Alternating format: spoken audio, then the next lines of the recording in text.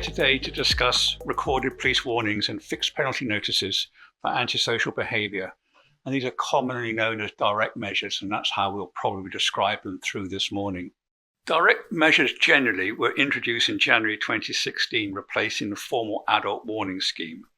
And the use of recorded police warnings and fixed penalty apply to those 18 or over, where the principles of the Lord Advocate's guidelines are met.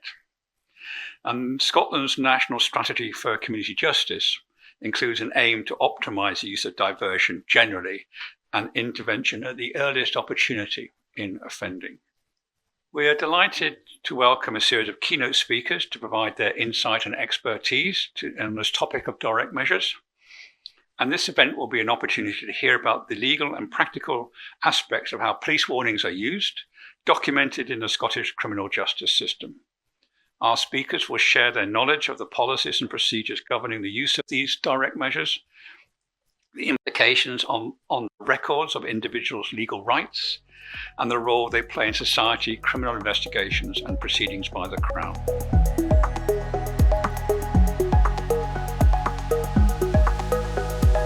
It gives me great comfort and confidence that the Lord Advocate, who is the head of the system of criminal prosecutions in Scotland, has provided guidelines to police, enabling us to address specified offences where it is justifiable and proportionate. The guidance permits officers in appropriate circumstances to resolve offending behaviour at or near the time of the offence and in a proportionate manner. I think it's really important, Chair, to state that direct measures are not appropriate in cases of sexual crime, hate crime, or incidents of domestic abuse. They cannot be issued when the injury is more than superficial or the conduct is persistent or alarming, to name but a few, and they are not appropriate in cases of serious crime. Direct measures can still be issued within the 28 days of the offence by police or at any time by the Crown Office. Cases can still proceed to court, but these are summary offences, which would potentially result in a fine or admonishment if they had gone through the court system.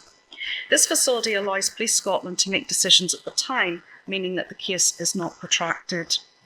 In terms of our training, national guidance has been published and a bespoke training package has been developed for student officers and an updated product for officers within division advising of the changes and, as I say, importantly, when it is not appropriate to issue a direct measure.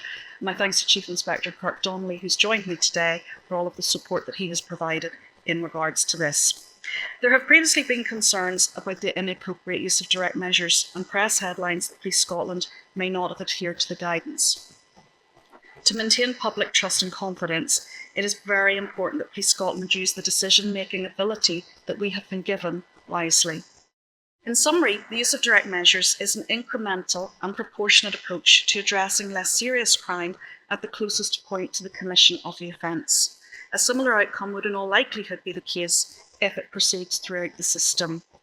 Whilst very mindful of victim impact and understanding that what is considered less serious crime in policing terms can have a significant adverse impact on those who have experienced it, the appropriate use of a direct measure means that there is justice for the victim and they can move forward without the worry associated with further elongation of the process or court appearances.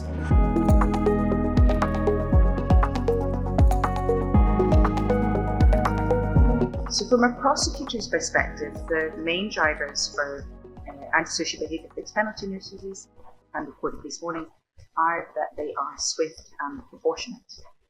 On that main point, police warnings, as already been said, offer a speedy resolution, maintaining that link between the commission of the offence and the imposition of the penalty, and providing certainty for the public at the outset, so victims of witnesses and accused don't have to wait to find out what's happening with their case. And there's a clear public interest in that swift justice. But of course, it should also be proportionate. And there's no rule in Scotland that every offence needs to be prosecuted, and the system as a whole aims to deal with offending in as proportionate a manner as possible. We understand that over the last year or so, there's been considerable public and political interest in the guidelines. And the Lord Advocate is committed to transparency and accountability in the work of the Crown Office. And the clear direction of travel in Scotland is that where instructions to police or prosecutors can appropriately be published, they will.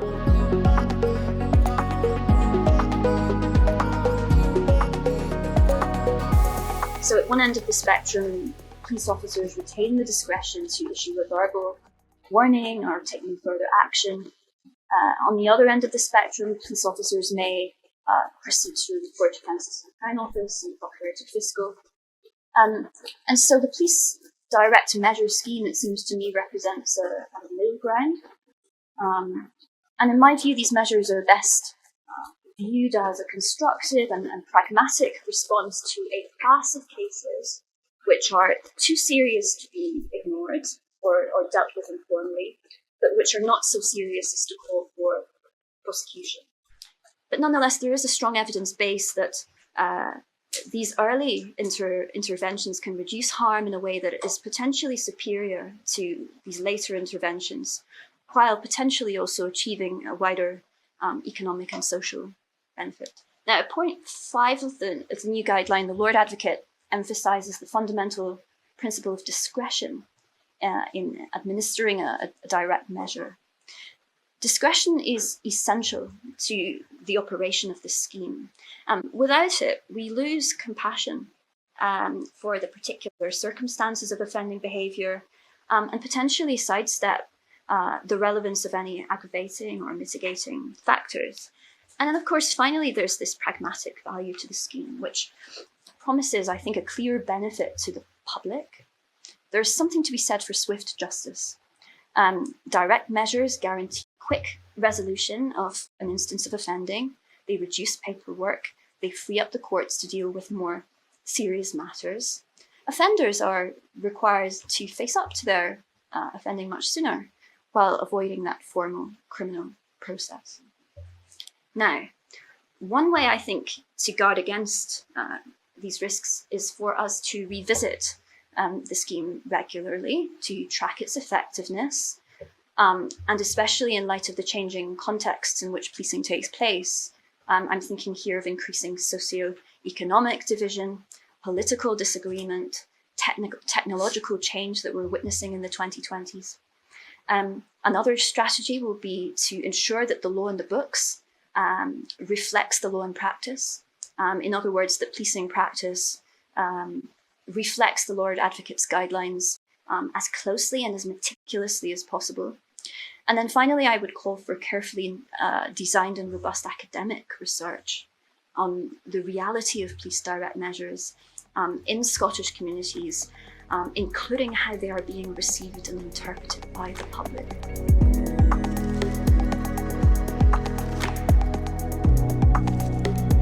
So we've looked at public confidence in something, a particular measure, but we haven't measured potentially how well they really understand what that is and what it can do. Or we have done from the perspective of it being issued in one area, but not the so what, the thereafter, the benefits, the understanding of that. I suppose everything that we've already touched on in this presentation is about, in that bigger sense, what does it give people? What is it about? If we also think that people would like earlier resolution, a huge focus just now around the Vision for Justice is obviously improved journey times to give victims and witnesses the ability to experience that justice that they need if they want to in a quicker way. So if those things are desirable, we need to make sure that people fully understand the measures that we're putting in, why they contribute to things like that. Otherwise, they're almost abstract. They become abstract to those desires and those aims in the broader system.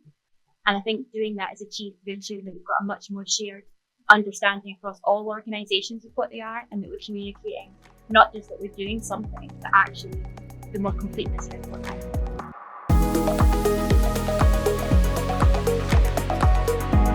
There's also something for me about, and Gemma's really kind of alluded to it, in terms of the importance of community policing and the community policing model across Scotland, because there's something for me about really understanding community sentiment, about who are most vulnerable in society, and what are the appropriate measures that we can put in place with partners to better support those people.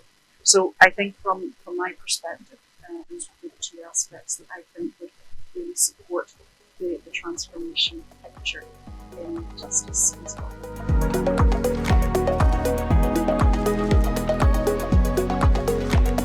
From a Crown perspective, the Procurator Fiscals are committed to a regular review of the direct measures to ensure that they are meeting the needs of officers, that they are clear and transparent, and that if any of the eligible offences for reported police warnings are required to be updated, either removed or added to.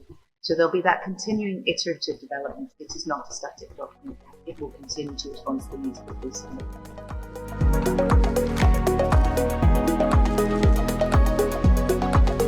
I think the thing I was just going to add was that some of the coverage within the public domain, perhaps even about some of the TV programmes that have been on, such as Highland Cops, where there was the issuing of a direct measure within an incident that the officer was dealing with. Again, put that right in the public domain about how we can deal with somebody with offending and such. So I think all those areas are all probably enhance public confidence in the process.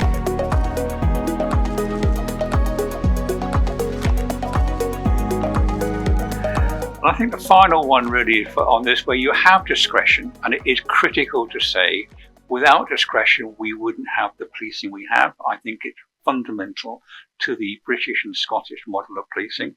We need an assessment of fairness. If disproportionality exists in the system, we need to be able to find how that is, because every time discretion is offered, and I would say, like Pat, watch Highland Cops, you'll see the compassionate application of a direct measure in Highland Cops.